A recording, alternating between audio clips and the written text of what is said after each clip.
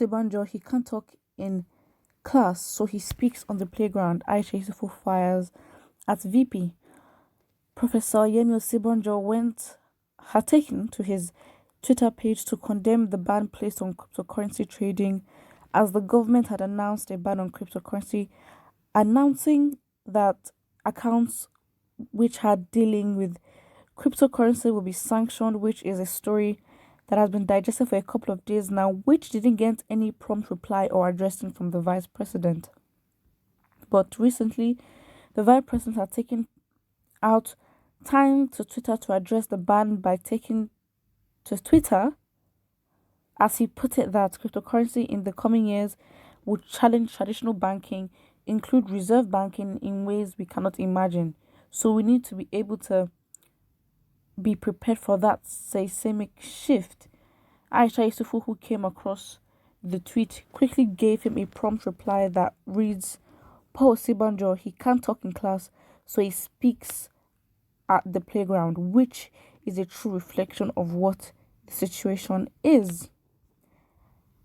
Why should a vice president with fluid and who is healthy keep quiet when certain decisions are downright backwardly are taken, and will choose to come on Twitter to share lucid ideas?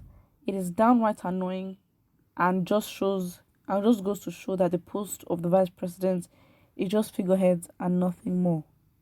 True. The man definitely just seemed powerless. I don't think he knows what he's doing. And yeah, that I think what Aisha Yesufu said was very, very simple, straight to the point, and it's just so self-explanatory. He can't talk in class, so he speaks on the playground. My personal opinion is like, my guy, you are not in the power playing. You're not. You were used. You were literally used, and your job is done. You're just a puppet. You're just there. That's my personal opinion. And so, who are you trying to deceive? We know we're trying to deceive the Nigerian citizens to make it seem like, oh, you are active in what's going on. My guy, you don't even know where your president is, so don't even come to us and start telling us about cryptocurrency. The real issues and matters, you haven't talked about it, please. Somebody says Oloriburuku ni Aisha Yesufu. You don't have father, you don't, or you have just lost a stupid father of yours, hence your lack of parental training. Carry yourself and go out. He said, is your entire family that delusional that no one can restrain you when you're astray? Do you even have one person in your family? What does this mean? How does this have to do with father? What?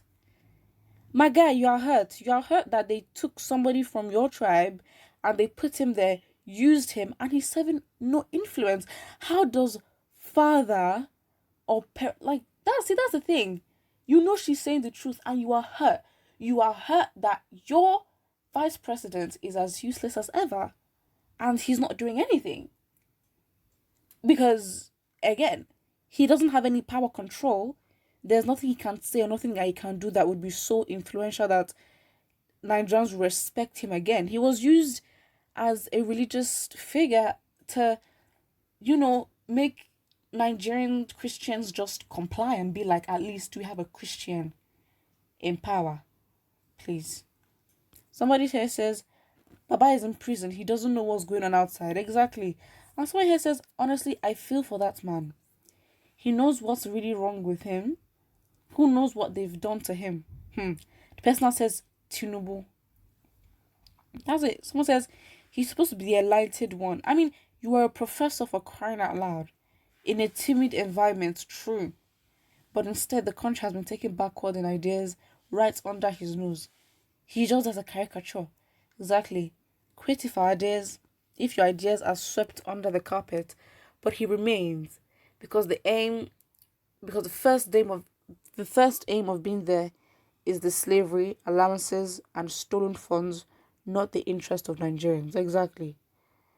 Another person says, this is the life Western Nigeria chose to live: hypocrisy and sycophants, suffering and smiling life, second-class man and second-class citizens to people they claim to be more educated than them. Exactly. It's so bad. It's bad. And it's like, that sentence is so insulting. Like, it really is so insulting. And if someone says that to you, you should be very ashamed, because it's like you just bashed the expectations of people. And yeah, it's very bad. Someone says, see how a blind person leading a man with full sight. What has professorship contributed to the clueless government? If he was sidelined, why not resign for the sake of posterity? Resign? He's stuck. He can't move. Someone says, the VP is constitutionally the head of Nigeria's economic team.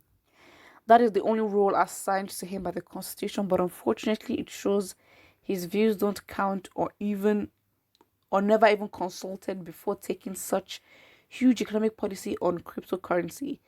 The poor VP was only left with wishful thinking expressed outside governance boardroom, thanks to Twitter boardroom. Exactly. Like, I understand that, you're trying to be modern and all that, but really coming on Twitter to address your citizens, that is, come on, you're not Donald Trump. My guy, calm down. Like, you can't just think and get away with that kind of thing. You need to come and have press conferences. You think the way Donald Trump is talking on Twitter, you think he doesn't have, or he did not have press conferences or live speeches and all that. You just know that if you guys had that, it will expose all of you. And of course, you don't want that. Someone says the vice president might have told them what he posted on his Twitter handle, but maybe also they refused to listen.